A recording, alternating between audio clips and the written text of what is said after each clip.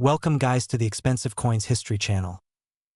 Imagine holding a coin that once passed quietly from one hand to another, maybe across a diner counter, maybe dropped into a pocket at the end of a long workday, never announcing its importance, never asking to be noticed. At first glance, it looks familiar, even ordinary. A silver-colored half-dollar, solid, reassuring in weight, with a face that generations of Americans have grown up seeing. But what if this coin, the 1971 USA half-dollar, is not ordinary at all? What if it carries a hidden story, one shaped by history, timing, scarcity, and the quiet forces that turn common objects into extraordinary treasures? To understand why this coin matters, you have to travel back to the early 1970s. America was changing. The optimism of the post-war years had faded into uncertainty. Factories still worked day and night, men still carried lunch pails, and cash was king. Coins were not collectibles for most people. They were tools of daily life. The half-dollar especially had a presence. It felt substantial. When a man carried one, it meant something. It wasn't flimsy or forgettable. It had weight, authority, and a sense of permanence. The Kennedy half-dollar had already become symbolic by this time. Introduced in the mid-1960s after a national tragedy, it was embraced not only as money but as a quiet memorial. By 1971, however, something critical had changed.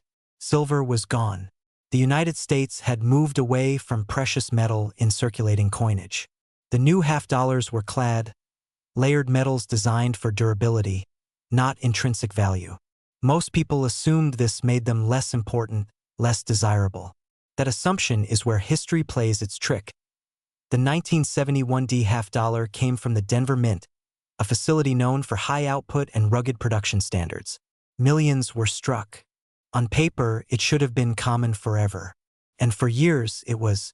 These coins moved through casinos, gas stations, grocery stores, and banks without a second thought. Men tossed them into drawers, jars, glove compartments. Some were spent once and lost. Others were saved without intention, simply because half-dollars felt too big to spend casually. But numismatic history is not shaped only by how many coins were made. It is shaped by how many survive in a specific condition, with specific characteristics, at a specific moment in time.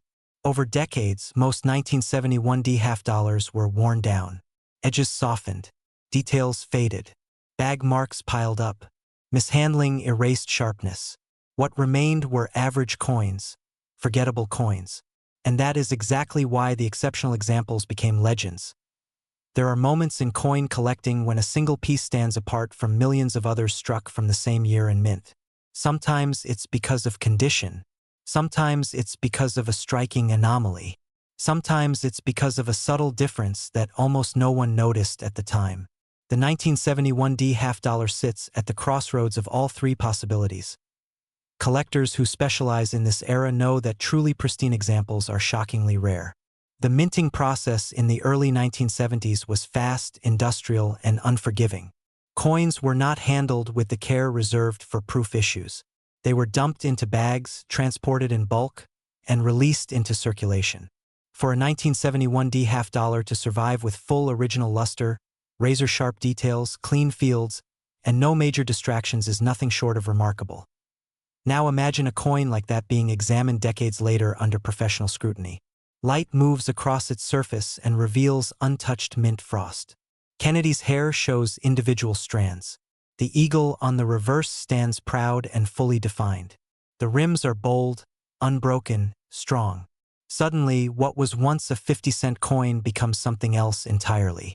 It becomes a survivor, a witness, a benchmark. But condition alone does not tell the full story. There are whispers among collectors about certain 1971 half-dollars that display unusual characteristics. Sleek die variations. Exceptional strike quality far above the norm. Subtle alignment quirks that suggest a limited production run or an early-stage die. These are not errors that scream for attention. They are quiet differences that only experienced eyes recognize. And in the world of high-end collecting, quiet differences can mean everything. The men who pursue these coins are not casual hobbyists. They are patient, analytical, often older, seasoned by years of work and experience. They understand value not as hype, but as convergence. Rarity, demand, condition, and story must all align. When they do, prices climb not gradually but suddenly. One auction result changes perception. Another confirms it. Then the coin is no longer discussed casually. It becomes a reference point. Think about how many 1971D half dollars still exist today. Millions, yes. But how many exist in the exact condition that elite collectors demand? How many can withstand microscopic inspection? How many can be ranked among the finest known?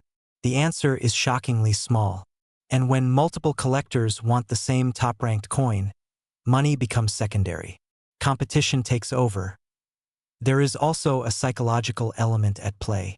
The 1971D half dollar represents a turning point in American coinage.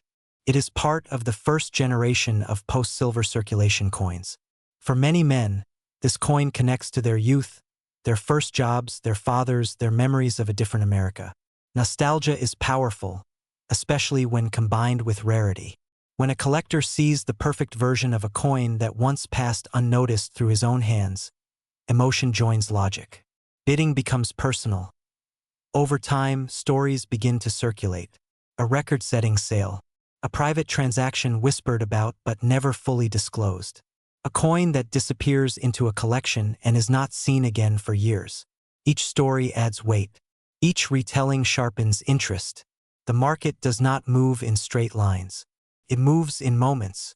And the 1971D half dollar has had its moments. What makes this even more compelling is how long the coin was overlooked. For decades, it sat in the shadow of earlier silver issues and flashier rarities. Collectors focused elsewhere. That allowed the truly great examples to remain hidden, quietly aging, quietly waiting. When attention finally turned toward them, supply was already locked away or lost forever. This is how sleeping giants are born in numismatics. Not from hype, but from neglect followed by realization. By the time the broader market understands what matters, the best pieces are gone. What remains are stories, price records, and the occasional appearance of a coin so perfect it stops conversations when it enters the room. Now imagine the end of a video like this. After the story, after the build-up, after the understanding settles in. The realization that this coin, once worth 50 cents, once ignored, once spent without thought, has crossed into a different world entirely. In the highest levels of the market, under the right circumstances, with the right attributes, the 1971D USA half dollar has reached a staggering value of $500,000. Everyday American life. A coin so common that most men have handled hundreds of them without ever slowing down to look.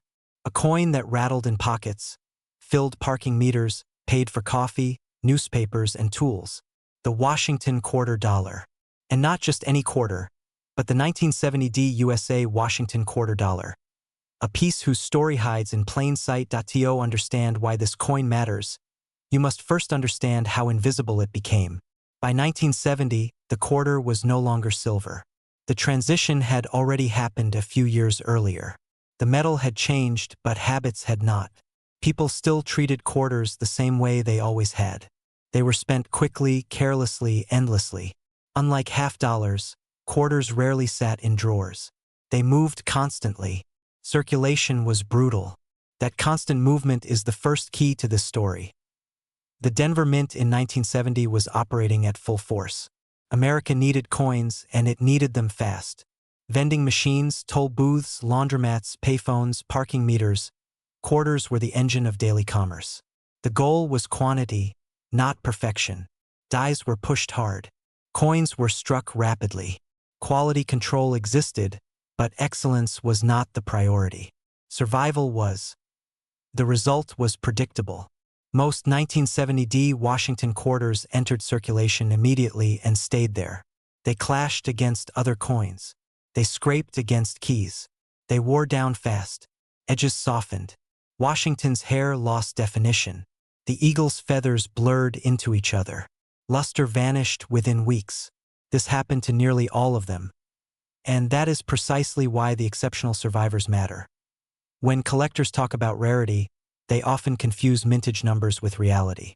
Millions of 1970D quarters were struck, yes, But how many remain today in flawless or near-flawless condition? How many escaped circulation entirely? How many avoided counting machines, cash registers, and human indifference? The answer is far smaller than most people imagine. There is something uniquely challenging about preserving a quarter. Unlike commemorative coins or special issues, quarters were not seen as worth saving. Men saved silver coins. They saved $50 sometimes. But quarters were expendable.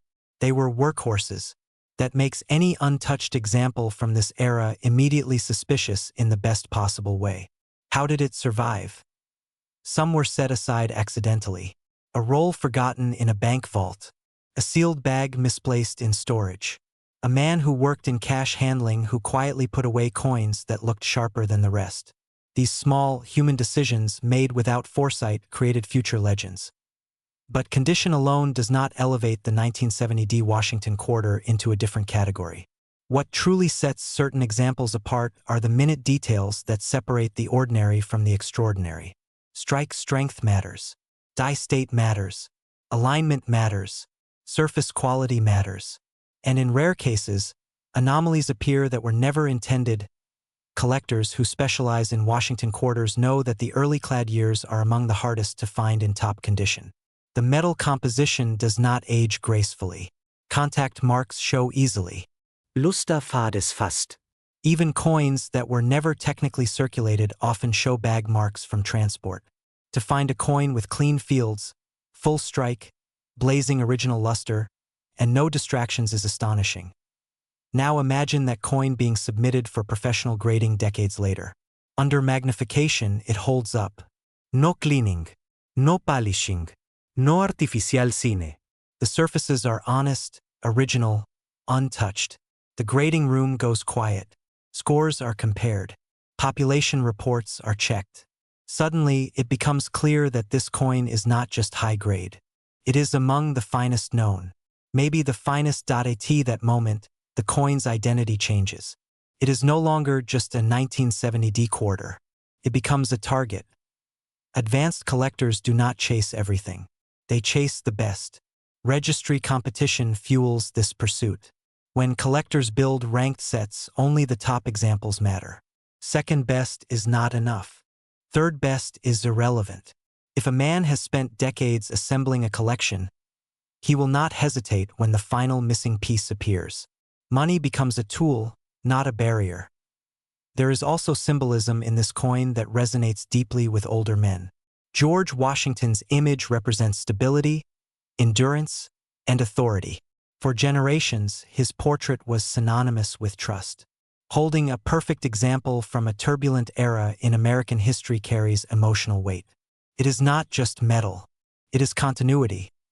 The year 1970 itself adds another layer. America stood at a crossroads.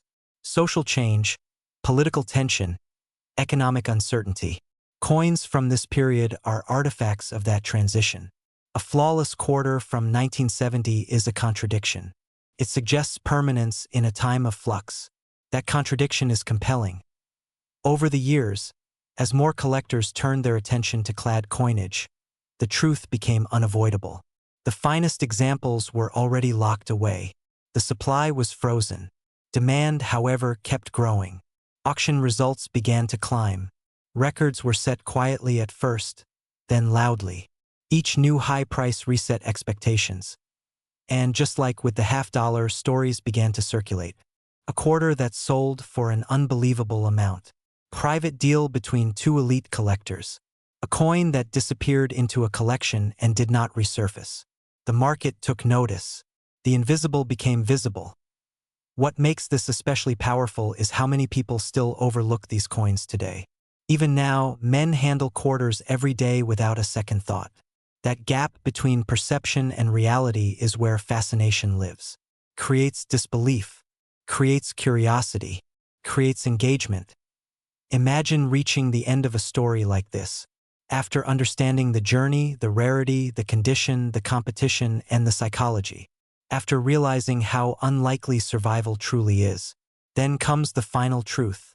Under the right conditions, at the highest level of the market, the 1970 USA Washington quarter dollar has achieved a value that once seemed impossible. $450,000. This is not fantasy. It is convergence.